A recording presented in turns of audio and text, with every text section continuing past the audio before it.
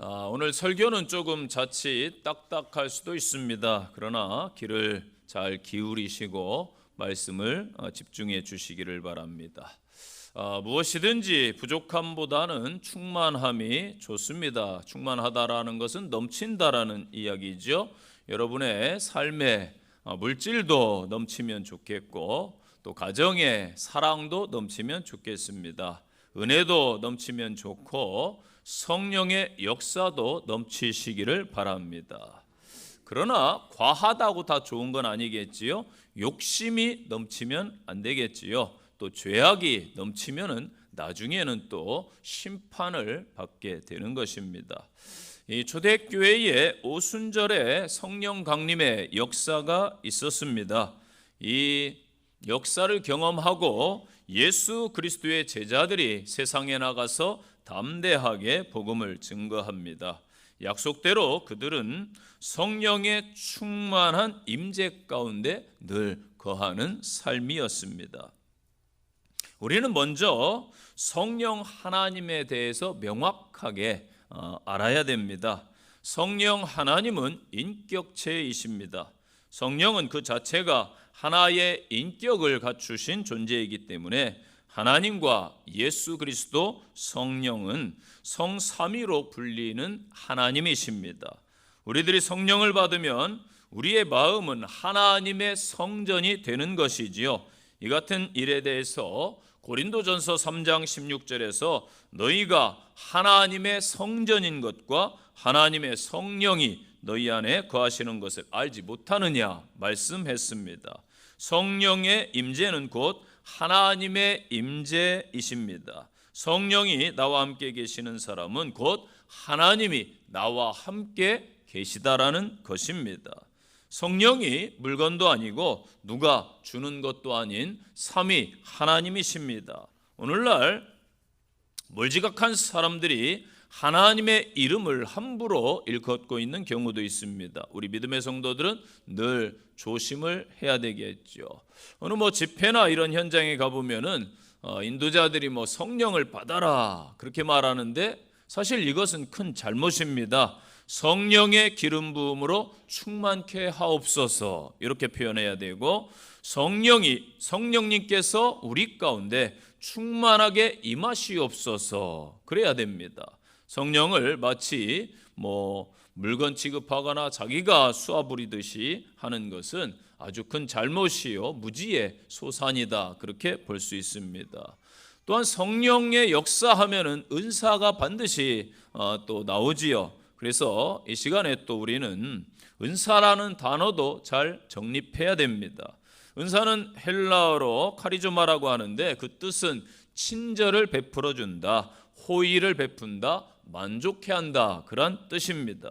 성령의 은사를 받았다라는 말은 하나님께로부터 호의와 친절을 입었다라는 것이지요. 그래서 성령의 은사를 받은 사람은 다른 사람에게 호의와 친절을 베푸는 사람이어야 합니다. 일반적으로 성령의 은사를 받았다는 분들을 보면은 다 그런 건 아니지만은 대부분 자기 중심적이고 독선적이고 이기적인 사람들도 많습니다. 은사를 뜻하는 헬라어만 보아도 이것은 잘못된 것이라는 것을 분별할 수가 있겠지요. 또한 명사로는 은사를 카리스마 많이 들어보셨을 거예요. 이것은 증여하다, 선물을 주다 그런 뜻이 되겠습니다. 어떤 분에게 은사를 성령님이 주셨으면은 성령님께서 보시기에 분명한 이유가 있다라는 것이죠. 저희는 알 수가 없습니다. 그러므로 은사 받은 분을 늘 존중해 주어야 된다라는 것입니다. 교회에서 나와 역할이 다를지라도 그분의 역할은 존중할 수 있는 성도들이 되어야 되겠죠. 오늘날 성령님의 은사를 받았다는 사람들 중에 본인이 원하든 원하지 않든 때로는 무리를 일으키는 사람이 있는 것은 자신이 잘나서 은사를 받았다라고 착각하기 때문입니다. 인간이 은사를 받는 것은 성령님께서 보시기에 은사를 받을 만한 이유가 있어서이지 절대 인간의 공로가 아니라는 것입니다. 공동체에서 화평이 아니라 대립이나 문제를 일으키면 안 된다라는 것이지요. 또한 은사는 여러 가지입니다. 대표적으로 고린도전서 12장 쭉 말씀을 보면은 은사는 4절부터 여러 가지나 성령은 같고 직분은 여러 가지나 주는 같으며 사역은 여러 가지인데 모든 사람 가운데 이루시는 분은 하나님이십니다. 아멘. 말씀을 주고 있죠. 그래서 은사와 직분과 사역이 동격으로 기록되고 있습니다. 은사, 카리스마, 직분, 섬김, 디아코니아, 사역, 에네르게마 모두 같은 단어입니다. 그러므로 은사라는 말은 사역과 맡은 사역, 직분으로도 표현할 수 있다. 그런데 저는 은사가 없어요. 여러분 직분을 가졌으면 은사자입니다. 이게 성경의 가르침입니다. 또한 은사의 뿌리는 성령님이시지요. 각 사람에게 필요에 따라서 맞는 형태로 허락해 주십니다. 우리는 흔히 고린도전서 12장의 은사를 전부로 알고 있는데 로마서 12장 6절로 보면은 자세한 은사가 나오고 있습니다. 지혜와 지식과 믿음 또한 은사입니다. 병고침에 또한 능력과 예언과 영들 분별함과 방언과 또 방언을 해석하는 그러한 능력 등등 등장하고 있는 것이지요. 그래서 고린도전서 12장과 로마서 12장의 은사는 약간 다릅니다. 그렇다면은 성령을 받은 사람은 반드시 방언을 해야 된다라는 그러한 의견들이 있지요. 이것은 옳지 않다라는 거예요. 성경적으로 볼 때에 성령님의 은사가 어떠한 사람에게는 방언으로 다른 이에게는 다른 은사로 나타날 수 있다라는 것이죠. 또한 반드시 신유의 은사를 받아야 된다 그러한 주장 또한 잘못된 것이라는 것입니다. 은사를 통해 나타나는 모든 역사의 주체는 삼위일체 하나님이십니다. 고린도전서 12장 4절로 6절에 성령님, 예수 그리스도, 하나님 곧 삼위일체 하나님이시지요. 그렇다면은 은사를 주시는 목적이 과연 무엇인가? 왜 내가 성령 충만해야 되는가?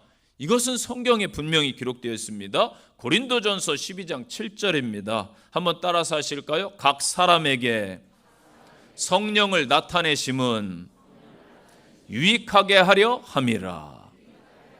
아멘. 성령을 주시는 목적이 뭐라고요? 유익하게 하기 위해서. 먼저 은사 받은 사람의 유익입니다. 성령님의 은사를 받았기 때문에 삼위일체 하나님의 인격이 배어나는 삶을 살아야 될 책임이 있어요. 그 다음으로는 그와 더불어 사는 사람들의 유익입니다. 누군가 성령의 은사를 받았는데 더불어 사는 가정, 교회, 기관, 공동체가 평화가 이루어져야 된다는 것이지요. 누군가 은혜를 받았으면 그가 속한 교회가 그로 인해서 은혜로워져야 된다는 것입니다. 그래서 결과적으로 은사를 주신 삼위일체 하나님께 영광을 돌리게 되는 것입니다. 두 가지를 깨달을 수 있어요. 먼저 사람에게 해악을 주거나 분열을 조장하는 것 어떠한 경우라도 성령님의 역사, 은사가 아닙니다. 또한 여러분 기억하세요.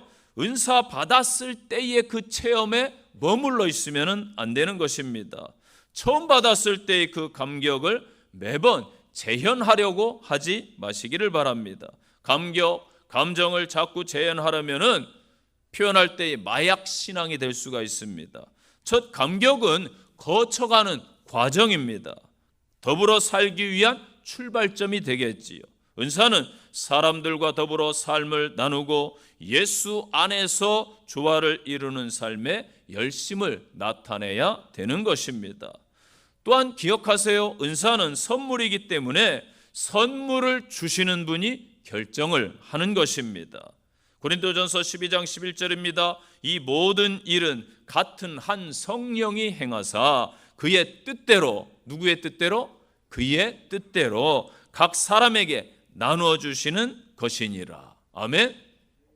은사는 인간의 노력으로 여러분 얻는 것이 아닙니다. 뜻을 따라 성령님께서 적당한 때에 시기에 여러분에게 주시는 선물입니다. 그런데 가끔 광고지 이런 데 보면은 뭐 특별 집회라 해서 은사를 갈급하십니까? 은사를 원하십니까? 여기로 오십시오. 이 잘못된 광고예요, 여러분. 그래서 여러분, 성령님의 은사를 구분해야 되는데 두 가지로 구분할 수 있어요. 한번 따라서 해보실까요? 내적 은사와 외적 은사로 구분된다. 그래요. 내적으로 주어지는 은사는 서서히 나타납니다. 서서히. 시간이 지나면서 저와 여러분의 삶이 인격적으로, 신앙적으로 성장해요. 변화돼요. 이것을 내적으로 주어지는 은사다. 자, 반대로 외적 은사는 은사 받는 순간에 가시적으로 눈에 보입니다. 그래서 방언하네, 신유의 은사가 있네, 주변 사람도 알고 자신도 알고 금방 나타나는 것이죠. 당장 외적으로 드러나 보이니까 대단히 화려해 보이고 좋아 보입니다. 그래서 많은 성도들이 여기에 집착할 수가 있어요. 내적 은사는 모두의 유익을 위해서 사모하고 간구하는 자에게 주어집니다. 외적 은사는 하나님의 필요와 뜻에 따라서 주어지는 것입니다. 내적 은사는 여러분 잘 들으세요. 생활 필수품 같기 때문에 그리스도인으로 성도로 살아가는데 절대적으로 필요한 것입니다. 그러나 외적 은사는 액세서리 같아요. 여러분 굳이 장식품 없어도 살아갈 수 있다라는 거예요. 굳이 장식품 없어도 신앙생활 잘 할 수 있다라는 것입니다. 기억하세요. 그래서 성령님의 은사와 관련된 모든 오늘날 무리를 일으키는 사람들 보세요. 내가 성령의 은사를 받았다는 사람들 자칭 어디에서 나타나요? 외적 은사에서. 모든 문제는 외적 은사에서 드러납니다. 내적 은사에서 문제 발생하는 경우는 거의 없다라는 것이죠. 당장 외적으로 드러나지 않는 내적인 은사를 사모하고 간구하는 그 당사자의 중심이 주님께 맞춰져 있음을 의미하는 것입니다. 주님을 더 잘 믿고 주님 뜻대로 살기 위해서 내적 은사를 구하는 것이지요.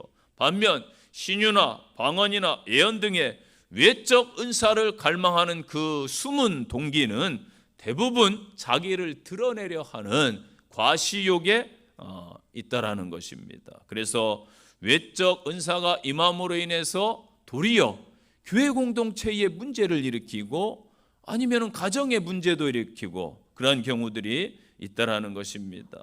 그렇기 때문에 여러분 외적인 은사는요 반드시 내적인 은사로 승화돼야 됩니다. 이게 없으니까 거기에 머무니까 문제가 되는 거예요. 외적 은사를 외적 은사로만 드러내려 하면은 반드시 교만에 빠지고 마귀에게 이용당하는 경우가 너무나 많습니다. 외적 은사를 내적 은사를 지니려는 이러한 중심을 지니면은 외적 은사 역시 하나님께서 성령님께서 사모하는 자에게 주신다라는 것이지요. 외적 은사를 모두의 유익을 위한 봉사와 헌신의 도구로 삼아야 될 줄로 믿습니다. 내적 은사가 고린도전서 12장에 나와요. 그래서 지혜의 말씀, 지식의 말씀, 믿음, 외적 은사는 또한 12장에 나오는데 능력을 행한다, 예언을 한다, 방언한다, 병 고친다 이러한 것들입니다. 그래서 여러분들이 이러한 것들을 잘 개념을 가지고 있어야 하나님 나는 이런 성령의 은사를 받고 싶습니다. 내가 이렇게 24년도에 쓰임 받고 싶습니다라고 구할 수 있다라는 것입니다. 자, 오늘 본문으로 들어갑니다. 그렇다면 성령 충만이란 무엇일까요? 사도행전에 자주 등장하는 성령 충만의 의미는 두 가지로 설명을 합니다. 하나는 능력과 표적이 막 나타나는 것입니다. 이걸 뭐라고 그랬어요? 외적인 현상 은사라고 그랬죠. 다른 하나는 성품과 행위가 거룩하고 경건한 모습으로 변화되는 것입니다. 지금은 고인이 되신 부산에 아주 큰 교회가 있습니다. 수영록교회 들어보셨나요? 정필도 목사님께서 예전에 세미나에서 성령의 역사를 이렇게 정의를 해놨어요. 성령을 사모해서 표적 같은 걸 바라는데 중요한 것은 사람이 변화되는 것입니다. 성령의 역사는 생각과 관심, 삶의 목표가 완전히 변화되는 것입니다. 라고 말하면서 물론 표적도 필요하지만 표적이 아무리 많아도 사람이 변화되지 않으면 가짜에 불과합니다. 사람의 변화, 내면의 변화, 속사람의 변화가 가장 중요합니다 라고 역설을 했습니다. 성령 충만을 정의해 볼까요?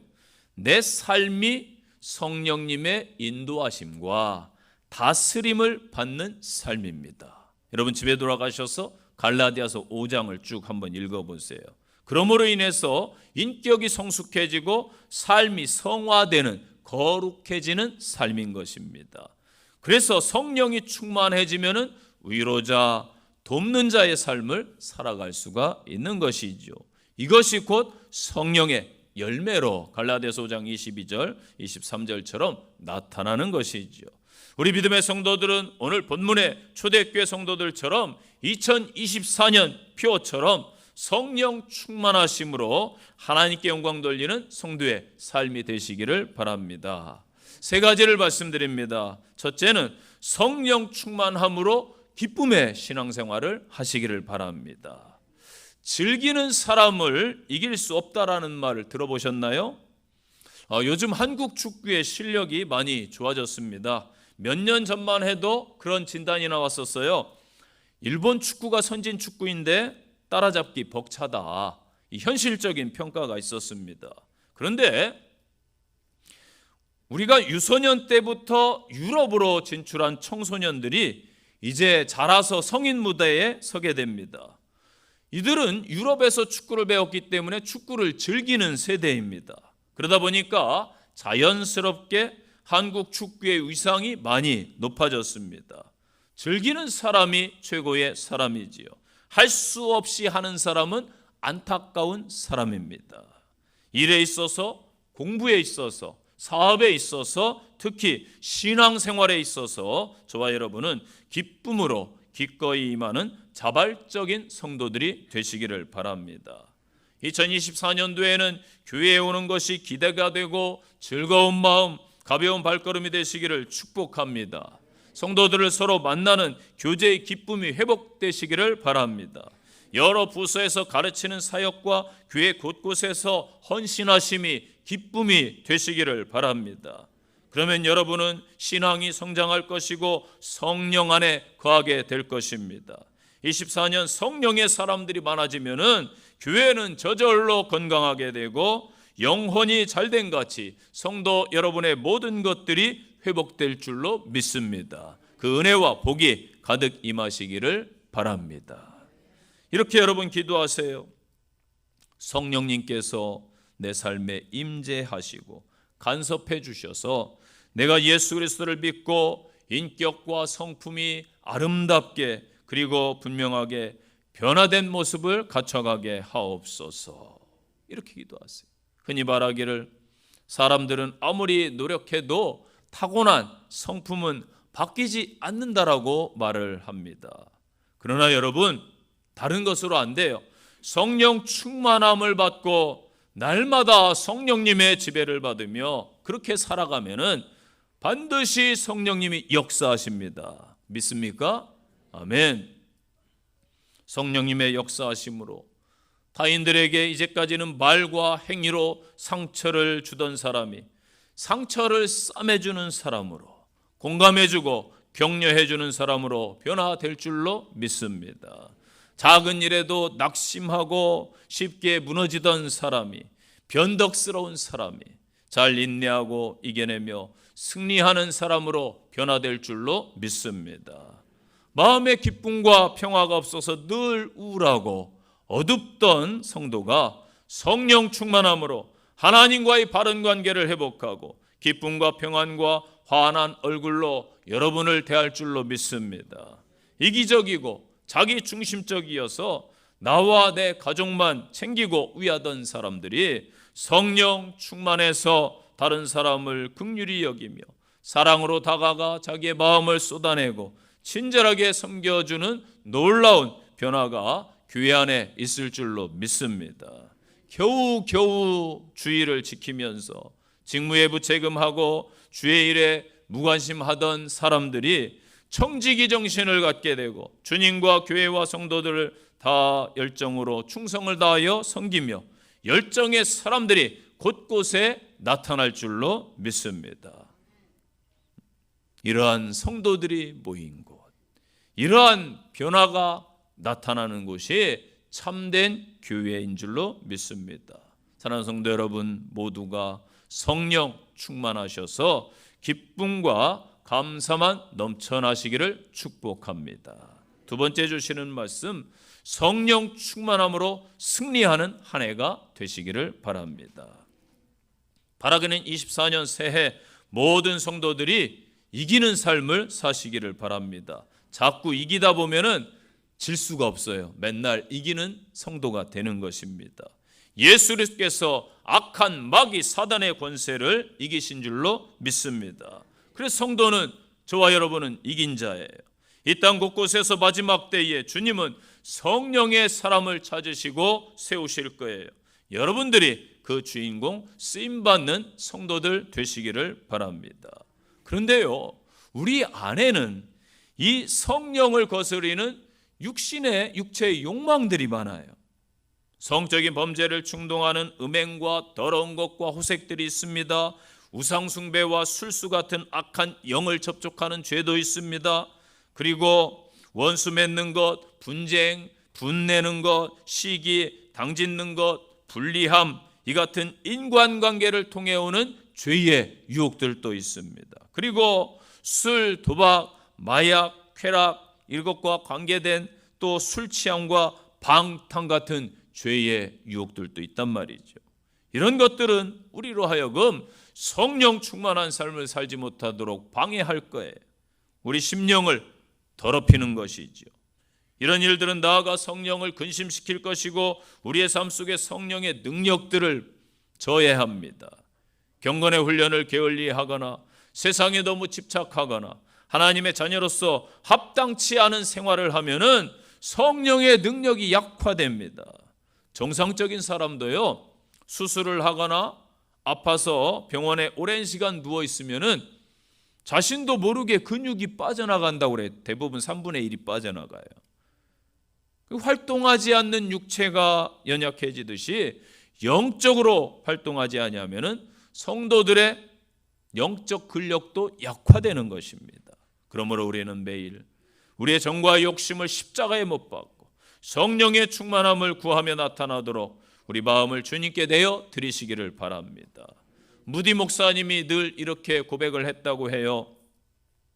나는 신앙생활을 하면 할수록 나 자신에 대한 무력감을 더욱 처절하게 느낀다. 내가 잠깐이라도 이기심과 교만으로 채워지는 순간 나는 다시 육의 사람으로 돌아간다. 그래서 나는 때마다 엎드려 나를 비우게 해달라고, 나를 포기하게 해달라고 하나님께 기도한다. 내가 이기심과 교만을 포기하는 순간마다 성령님께서 다시 내게 임하시고 나를 채워주신다. 그때 비로소 나는 주께서 원하시는 일들을 감당할 수 있었다. 아멘. 여러분, 성령의 열매를 많이 맺으며 살기를 원하십니까? 아멘. 끊임없이 올라오는 육체의 욕망을 따라 살지 아니하고 성령님의 인도함을 따라 성령님의 인도함을 받기로 매 순간 결단하시고 결정하시기를 바랍니다. 그때 비로소 율법의 굴레에서 해방되고 참 자유를 누리는 거예요. 주님을 기쁘시게 하고 영적인 승리를 맛보게 될 줄로 믿습니다. 더 나아가서 여러분, 성령님께 항상 민감해야 됩니다. 성령님께서 감동을 주실 때는요, 거스르지 말고 순종하시기 바랍니다. 아멘. 성령님께서 죄를 책망하실 때에는 즉각적으로 회개하고 돌이키시기를 바랍니다. 아멘. 성령님께서 도전하실 때는 미루지 마시고 즉시 시도하시기를 바랍니다. 성령님께서 여러분을 통해 삶의 열매를 맺고자 하실 때는 자신을 기쁨으로 내어 드리시기를 바랍니다.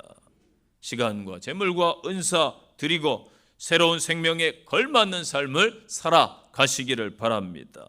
그럴 때에 우리는 승리의 삶을 살게 될 줄로 믿습니다. 이기는 성도, 승리하는 24년이 되시기를 다시 한번 축복합니다. 세 번째 주시는 말씀 따라서 하십시오. 성령 충만으로 한 영혼을 구원합시다. 아멘. 아멘. 크게 하세요. 아멘. 성령의 나타남, 하나님의 임재로 하나님께서 영광을 받으시고 성령님이 나타나면 거룩한 성도와 교회 공동체가 되는 것이지요. 능력 있는 성도란 방언을 하고 신유의 은사를 행하는 것도 되겠지만은 무엇보다 능력 있는 성도는요, 그의 삶을 통해서 예수 그리스도의 임재를 보여주는 것입니다. 우리 안에 우리의 삶에 예수님이 보이면은 내 주변인들이 압니다. 믿지 않는 사람들도 알아요. 진짜 성도인지 교회만 왔다리 갔다리 하는 교인인지 마귀도 알고요, 믿지 않는 사람들도 압니다. 내 주변인들이 알아채면은 그때부터 영혼 구원의 역사가 이루어지는 거예요. 성령이 아니고서는 주라 할 수 없다고 말씀하셨잖아요. 우리는 누구나 곧 주님 앞에 서야 될 때가 옵니다. 그때 주님께서 여러분 무엇을 물으실까요? 내가 너에게 준 사명, 지상 명령을 잘 수행하다 왔느냐? 제자 삼으라는 말씀 우리는 듣지 못했다고 말할 수 없어요. 주님께서 이 땅에 오신 이유가 무엇일까요? 전도하기 위해 한 영혼을 위해서다 친히 말씀하셨습니다. 그리고 우리가 전도하러 다른 마을로 가자 제자들을 재촉하셨습니다. 참으로 주님은 열정적으로 복음을 증거하셨고 열정적으로 티칭 가르치셨어요. 불쌍한 사람들을 때로는 먹이시고 병든 자를 고치는 데 소홀함이 없었습니다. 33년의 공생애를 영혼구원의 열정에 매진하셨습니다. 그리고 이 땅을 떠나면서도 영혼구원에 대한 명령을 대사명으로 유언으로 남겼습니다. 마태복음 28장 19, 20절 그러므로 너희는 가서 모든 족속으로 제자를 삼아 아버지와 아들과 성령의 이름으로 침례를 주고 내가 너에게 분부한 모든 것을 가르쳐 지키게 하라. 아멘. 그래서 우리는 영혼구원에 대한 열정을 가져야 됩니다. 바울 사도도 마찬가지였어요. 바울은요, 때를 얻든지 못 얻든지 복음을 전해야 된다고 가르쳤습니다. 복음 증거를 위해서는 나의 생명을 조금도 귀한 것으로 여기지 않는다. 자기의 생명까지도 포기했고 결국은 순교를 당했습니다. 복음 때문에 결박당하는 거, 환난당하는 거, 감옥에 갇히는 것을 전혀 두려워하지 않았습니다. 바울 사도는 복음 때문에 때로는 매맞고 핍박받고 죽임당하는 것을 오히려 기뻐한 줄로 믿습니다. 예수 믿고 죄 사함 받으면은 영원한 하나님 나라의 백성이 된다는 것을 여러분 믿으십니까? 아멘. 누구든지 마음으로 믿고 입으로 시인하면은 예수를 주로 시인하면 구원을 받습니다. 죄 사함을 받습니다. 하나님의 자녀가 되는 특권을 누립니다. 아멘. 그때의 성령이 그 안에서 역사하기 시작합니다. 뿐만 아니라 사후에 영원한 하나님의 나라를 기업으로 상속받는다는 것을 확신하시기 바랍니다. 이것이 복음이에요. 이 복음을 믿으십니까? 아멘. 영생을 얻었음을 감사하시기 바랍니다. 그러나 아직도 예수 복음을 영접하지 못했다면은 그 사람의 사후는 지옥이에요. 불보듯 뻔해요. 여러분, 지옥은 반드시 있습니다. 성경에 말씀하고 있기 때문입니다. 멸망입니다. 너무나 안타깝지만 사실입니다. 그래서 여러분을 통해서 한 영혼이 주님께로 돌아와야 된다라는 거예요. 요엘서 2장 28, 29절 그 후에 내가 내 신을 만민에게 부어주리니 너희 자녀들이 장래일을 말할 것이요 너희 늙은 사람들은 꿈을 꾸며 너희 젊은이는 이상을 볼 것이요 그때 내가 또 내 신으로 남종과 여종에게 부어주리라. 아멘. 내 신을 마지막 때에 만민에게 부어주신다. 성령 충만케 해주신다 약속하셨습니다.